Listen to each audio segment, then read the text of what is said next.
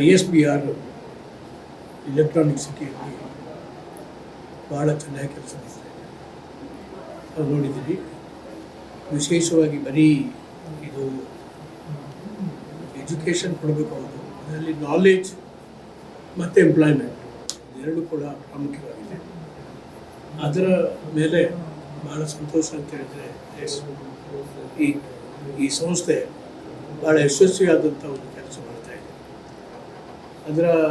ಅಲ್ಲಿಂದ ಪಾಸಾಗತಕ್ಕಂಥ PhD holders ಇರ್ಬೋದು, graduates ಇರ್ಬೋದು, ಅವರಿಗೆ ಸಾಕಷ್ಟು ಉದ್ಯೋಗದ ಅವಕಾಶ ಕೂಡ ಇಲ್ಲಿ ದೊರಕ್ತಾ ಇರತಕ್ಕಂಥದ್ದು ಈ ಸಂಸ್ಥೆಯ ಒಂದು ವಿಶೇಷತೆ.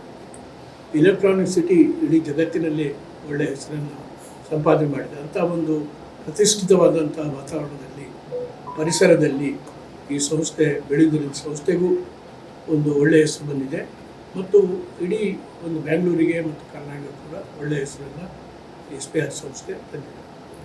ಮತ್ತು ಯಾವುದೇ ಕಾಲೇಜಿನಲ್ಲಿ ಈ ರೀತಿಯ ಫೋಕ್ಸ್ ಕ್ಲಬ್ ಆಗಲಿ ಮತ್ತು ಸೀನಿಯರ್ ಸಿಟಿಸನ್ಸ್ಗೆ ಒಂದು ಫೋಕ್ಸ್ ಕ್ಲಬ್ ಅಂತ ಮಾಡಿ ಒಂದು ಉತ್ತಮವಾದ ಒಂದು ಕೆಲಸ ಮಾಡ್ತಾರೆ. ಹೌದು, ಅದ್ರ ಬಗ್ಗೆ ಇನೋವೇಟಿವ್ ವರ್ಕ್ ಅಂದರೆ ಹೊಸ ನಾವೀನ್ಯತೆ ಉಳ್ಳತಕ್ಕಂಥ, ಬೇರೆ ಸಂಸ್ಥೆಗಳು ಕೈಗೊಳ್ಳದೇ ಇರತಕ್ಕಂಥ ಒಂದು ನಾವೀನ್ಯತೆಯ ಕಾರ್ಯಕ್ರಮಗಳನ್ನು